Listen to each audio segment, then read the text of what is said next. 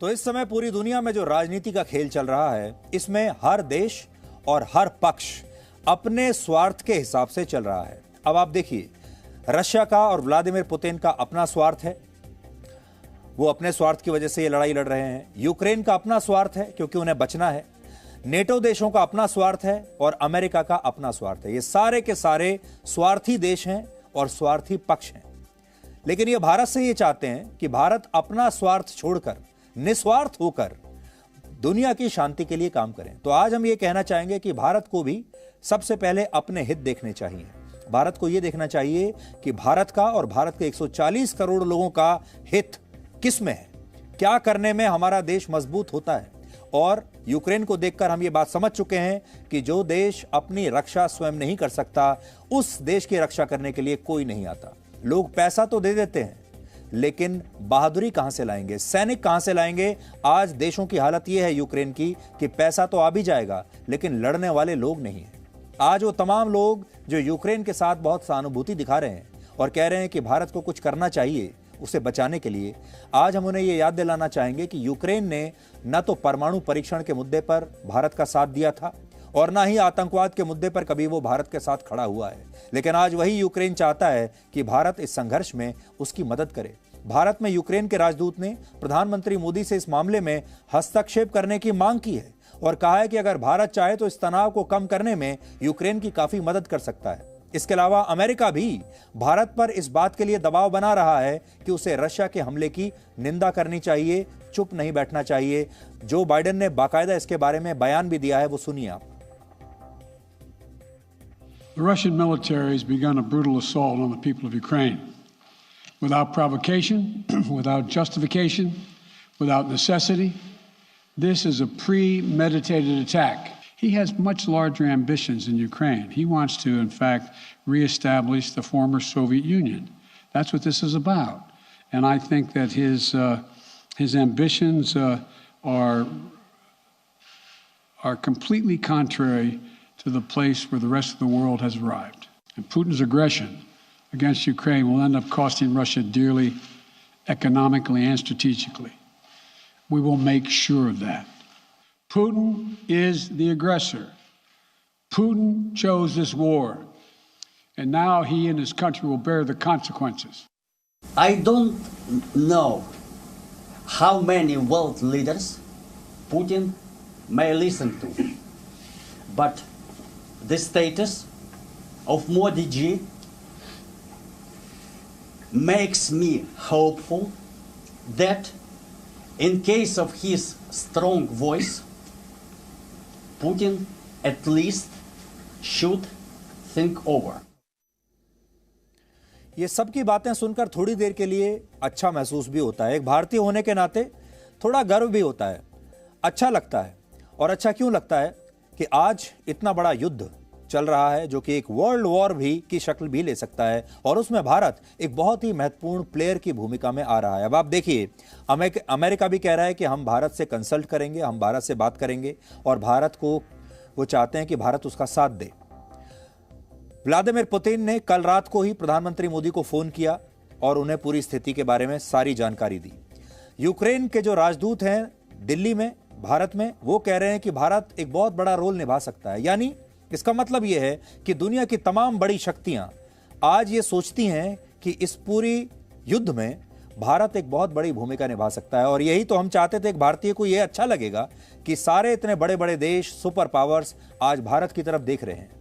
लेकिन यहां एक बड़ा सवाल यह है कि इन देशों ने आज तक आतंकवाद के मुद्दे पर भारत को क्या सहयोग दिया है, कश्मीर के मुद्दे पर भारत के लिए आज तक इन देशों ने क्या किया है। और जब गलवान में चीन ने एक सोची समझी साजिश के तहत हमारी जमीन पर हमला किया था, हमारे सैनिकों पर हमला किया था, तब भी ये तमाम देश भारत की मदद के लिए आगे नहीं आए थे। तो आज भारत इन देशों का साथ क्यों दे अपने हितों की कुर्बानी देकर। आज हमारे देश में इस बात पर बहस हो रही है कि इस युद्ध में भारत को अपनी भूमिका स्पष्ट करनी चाहिए और उसे यूक्रेन के समर्थन में रशिया के खिलाफ अपना विरोध दर्ज कराना चाहिए, क्योंकि रशिया ने आखिरकार एक स्वतंत्र देश पर हमला करके उस पर कब्जा कर लिया है जो कि लोकतांत्रिक बिल्कुल नहीं है। और भारत तो हमेशा से लोकतंत्र का साथ देता है। यह बात इस आधार पर कही जा रही है कि अगर भविष्य में रशिया की तरह चीन ने कभी भारत पर हमला कर दिया और गलवान जैसी स्थिति दोबारा से पैदा हो गई, तब भारत दूसरे देशों से किस मुंह से यह बात कहेगा कि वो चीन के खिलाफ भारत की मदद करें?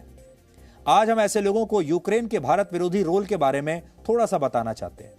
वर्ष 1998 में जब भारत ने पोखरण में परमाणु परीक्षण किया था, उस समय संयुक्त राष्ट्र की सुरक्षा परिषद में भारत पर कड़े आर्थिक प्रतिबंध लगाने के लिए एक प्रस्ताव लाया गया था और इस प्रस्ताव को दुनिया के जिन 25 देशों ने पेश किया था, उनमें यूक्रेन प्रमुख देश था।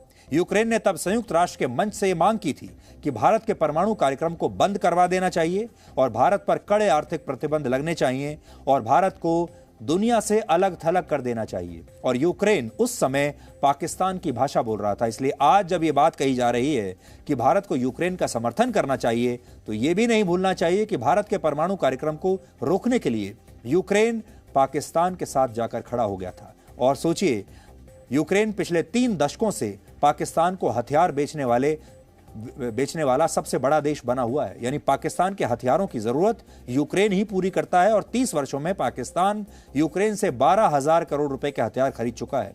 और आज पाकिस्तान के पास जो 400 टैंक हैं, वो यूक्रेन द्वारा ही उसे बेचे गए हैं। इसके अलावा यूक्रेन इस समय फाइटर जेट्स की टेक्नोलॉजी और स्पेस रिसर्च में भी पाकिस्तान की पूरी मदद कर रहा है। यानी भविष्य में पाकिस्तान स्पेस में अंतरिक्ष में जो भी विस्तार करेगा, उसके पीछे यूक्रेन का एक बड़ा हाथ होगा। सोचिए, जो देश भारत विरोधी प्रस्ताव लाता है, पाकिस्तान का हमदर्द है, पाकिस्तान को हथियार बेचता है, क्या भारत को यह सब कुछ भूलकर इस लड़ाई में उसके साथ कूद जाना चाहिए?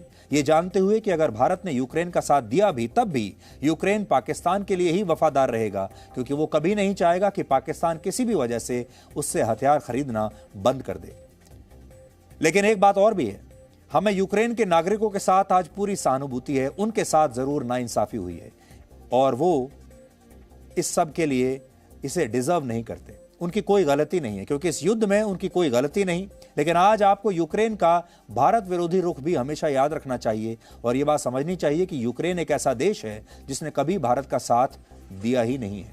लेकिन इस संघर्ष में भारत के लिए 4 सीख छिपी हुई है। आज हमारे देश के लोगों को यूक्रेन के लोगों से यह सीखना चाहिए कि देश की रक्षा करने की जिम्मेदारी सिर्फ सेना की नहीं होती। कोई भी देश केवल सेना से नहीं बनता, वो सेना सरकार और नागरिकों की संगठित शक्ति से बनता है। देश अपने लोगों से बनता है, सेनाओं से नहीं बनता, हथियारों से नहीं बनता। अगर किसी देश के नागरिक ये सोचते हैं कि उनकी रक्षा की जिम्मेदारी सिर्फ सैनिकों की है, तो और सैनिक तो बने ही इसलिए हैं, तो उस देश का उस देश को कोई नहीं बचा सकता। और हमारे देश के ज्यादातर लोग तो यही सोचते हैं कि वो तो टैक्स पेयर हैं, वो टैक्स दे रहे हैं और टैक्स देने के बदले उन्हें मुफ्त की सुरक्षा चाहिए ताकि वो अपने घरों में बंद रहें, आराम से अपना जीवन व्यतीत करें और सैनिक उनकी सुरक्षा के लिए मरते रहें। दूसरी सीख यह है कि किसी भी देश के लिए आत्मनिर्भर होना बहुत जरूरी है। जो देश कमजोर होते हैं, दूसरे देशों पर निर्भर होते हैं, उनका हाल यूक्रेन और अफगानिस्तान जैसा होता है। इसलिए भारत के लिए सीख यह है कि आत्मनिर्भर भारत को होना चाहिए और अपनी सुरक्षा के लिए खुद काबिल होना चाहिए। इस युद्ध से पहले तक यूरोप में यह धारणा बन चुकी थी कि 21वीं सदी युद्ध की सदी नहीं है, यह आधुनिक युग है और इसमें अब युद्ध होने लगभग नामुमकिन है, युद्ध हो ही नहीं सकता।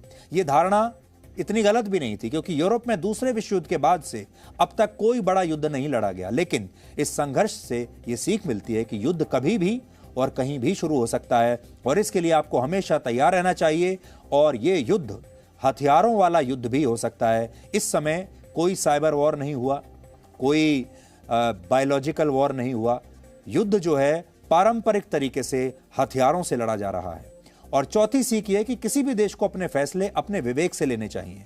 आज अगर यूक्रेन ने अमेरिका और ब्रिटेन के कहने पर अपने परमाणु हथियार नष्ट न किए होते, तो शायद इस युद्ध में उसकी स्थिति अलग होती। जबकि एक समय भारत के सामने भी यही चुनौती थी, जब भारत ने 1998 में पोखरण में परमाणु परीक्षण किया था और अमेरिका चाहता था कि भारत अपने इन हथियारों को नष्ट कर दे, लेकिन भारत ने ऐसा किया नहीं। और यही वजह है कि आज भारत की गिनती दुनिया के मजबूत देशों में होती है और आज हम अपनी सुरक्षा के लिए यूक्रेन की तरह किसी दूसरे देश के सामने हाथ फैलाकर खड़े नहीं होते। और आखिर में हम आपको वो तस्वीरें भी दिखाना चाहेंगे। इस समय भारतीय छात्रों को पोलैंड और रोमानिया के रास्ते यूक्रेन से निकालने की कोशिशें चल रही हैं और यूक्रेन के अलग अलग इलाकों से भारत के छात्र रोमानिया में पहुंच चुके हैं, रोमानिया में, और अब उन्हें बसों में रोमानिया की राजधानी बुखारेस्ट ले जाया गया है और जहां से अब इन्हें एक स्पेशल फ्लाइट के जरिए भारत लाया जाएगा।